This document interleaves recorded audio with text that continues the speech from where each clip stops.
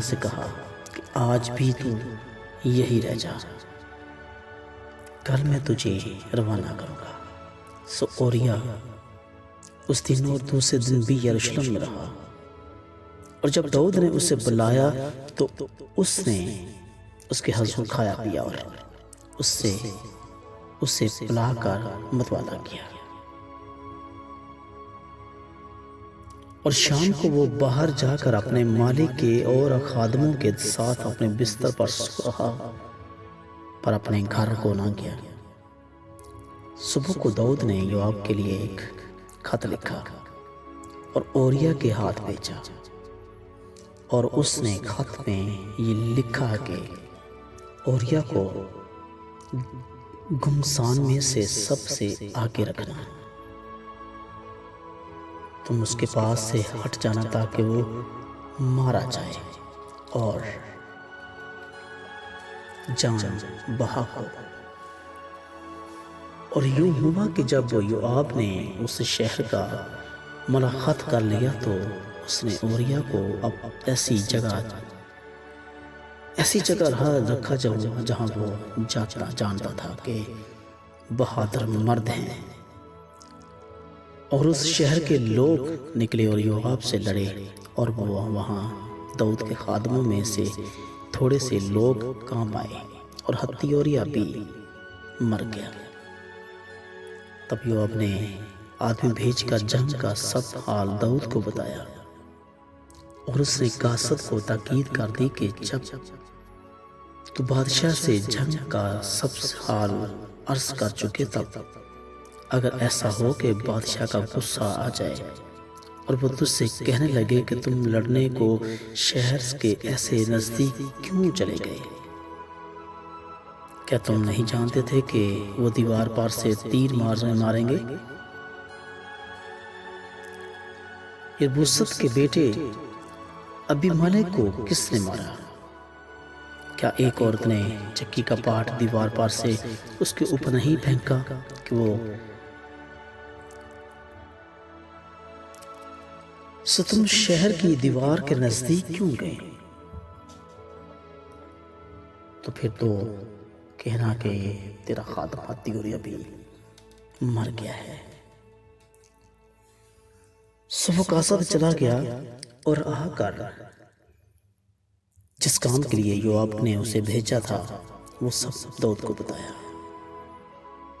और उस कासद ने दाऊद से कहा कि वो लोग हम पर गालिब हो गए और निकलकर मैदान में हमारे पास आए, फिर हम उनको रंगीते हुए फाटक के मुद्दखल तक गए।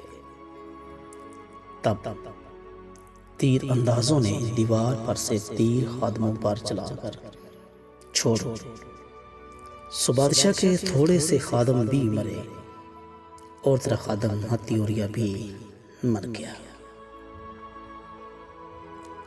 तब दाऊद ने कासद से कहा कि योआब से यूं कहना कि तुझे इस बात से नाखुशी ना हो, इसलिए कि तलवार जैसा एक को उड़ाती है वैसा ही दूसरे को। सो तू शहर और सख्त जंग करके उससे ढा दे और तू उसे दम दिलासा देना। जब ओरिया की बीवी ने सुना कि उसका शोहर और ओरिया मर गया तो वो अपने शोहर के लिए मातम करने लगी। और जब 100 के दिन गुजर गए तो दाऊद ने उसे बुलवाकर उसको अपने महल में रखा और वो उसकी बीवी हो गई। और उससे उसके यहाँ एक भी लड़का पैदा हुआ, पर उस काम से जिसे दाऊद ने किया था खुदावंद नाराज हुआ।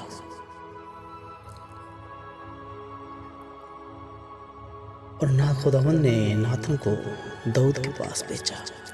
उसने उसके पास आकर उससे कहा कि किसी शहर में 2 शख्स थे, एक अमीर दूसरा गरीब।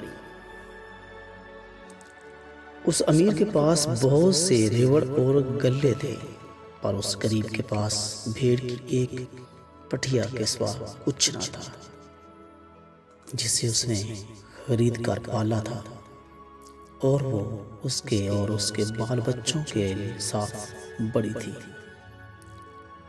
वो उसके नवाले में से खाती और उसके प्याला में से पीती और उसकी गोद में सोती थी और उसके लिए बतौर बेटी केस थी। और उस अमीर के यहाँ कोई मुसाफिर आया, सो उसने उस मुसाफिर के लिए जो उसके यहाँ आया था पकाने को अपने रेवड़ और अपने गल्ला में से कुछ ना लिया, बल्कि उस गरीब की भेड़ ले ली और उस शख्स के लिए जो उसके यहाँ आया था पकाई। तब दाऊद का गज़ब उस शख्स पर बशिद्दत भड़का और उसने नाथन से कहा कि खुदावंद की हयात की कसम, वो शख्स जिसने ये काम किया वाजिबुल कत्ल है। सो उस शख्स को उस भेड़ का जो चुगना भरना पड़ेगा, क्योंकि उसने ऐसा काम किया और उससे तरस ना आया। तब नाथन ने दाऊद से कहा कि वो शख्स तो ही है।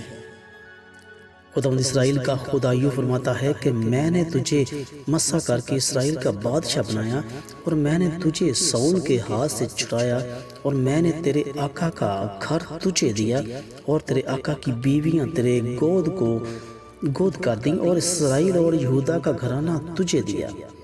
और अगर ये सब कुछ कम था तो मैं तुझे और चीजें भी देता। सो तूने क्यों खुदावंद की बात की तहकीर करके उसके हजूर बदी की? तूने हत्ती औरिया को तलवार से मारा और उसकी बीवी ले ली ताकि वो तेरी बीवी बने और उसको बनी अमून की तलवार से कत्ल करवाया। सो अब तेरे घर से तलवार कभी अलग ना होगी। तूने मुझे हकीर जाना और हत्ती औरिया की बीवी ले ली ताकि वो तेरी बीवी बने हो। सो खुदावंद यूं फरमाता है कि देख, मैं शर को तेरे घर से और तेरे खिलाफ उठाऊंगा और तेरी बीवियों को लेकर तेरी आंखों के सामने तेरे हमसाया को दूंगा और वो दिन दिहाड़े तेरी बीवियों से सोबत करेगा, क्योंकि तूने तो छुप कर ये किया, पर मैं सारे इस्राएल के रूबरू दिन दहाड़े ये करूंगा। तब दाऊद ने नाथन से कहा, मैंने खुदावंद का गुनाह किया। नाथन ने दाऊद से कहा कि खुदावंद ने भी तेरा गुनाह बख्शा, तू मरेगा नहीं। तो भी चूंकि तूने इस काम से खुदावंद के दुश्मनों को कुफ्र बकने का बड़ा मौका दिया है, इसलिए वो लड़का जो तुझसे पैदा होगा मर जाएगा। फिर नाथन अपने घर चला गया और खुदावंद ने उस लड़के को जो ओरिया की बीवी के दाऊद से पैदा हुआ था मारा और वो बहुत बीमार हो गया। इसलिए दाऊद ने उस लड़के की खातिर खुदावंद से मिन्नत की और दाऊद ने रोजा रखा और अंदर जाकर सारी रात जमीन पर पड़ा रहा। और उसके घराने के बुजुर्ग उठकर उसके पास आए कि उसे जमीन पर से उठाएं, पर वो ना उठा और ना उसने उनके साथ खाना खाया। और 7वें दिन वो लड़का मर गया और दाऊद के मुलाजिम उससे डर के मारे ना बता सके कि लड़का मर गया, क्योंकि उन्होंने कहा कि जब वो लड़का हनूज जिंदा था और हमने उससे गुफ्तगू की तो वो हमारी बात ना मानी। बस अगर हम उसे बताएं कि लड़का मर गया तो वो बहुत ही कुढ़ाएगा।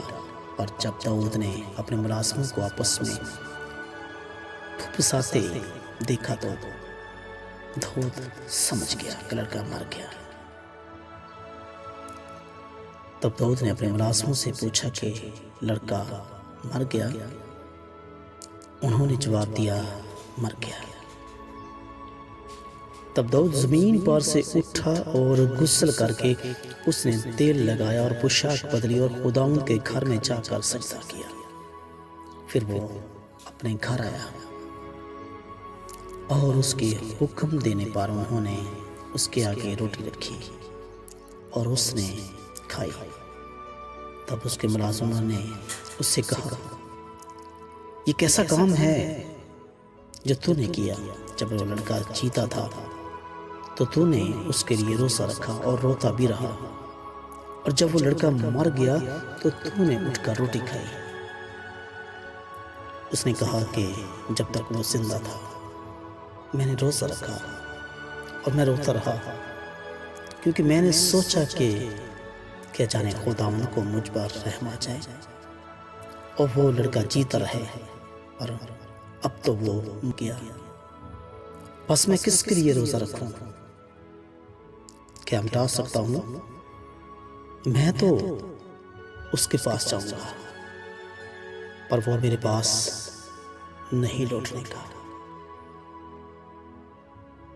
फिर दाऊद ने अपनी बीवी बैतशबा को तसल्ली दी और उसके पास गया और उससे सोहबत की, और उसके एक बेटा हुआ, और दाऊद ने उसका नाम सुलेमान रखा, और वो खुदावंद का प्यारा हुआ, और उसने नातन नबी की मार्फत पैगाम भेजा, सो उसने उसका नाम खुदावंद की खातिर यदय्या रखा। आमीन।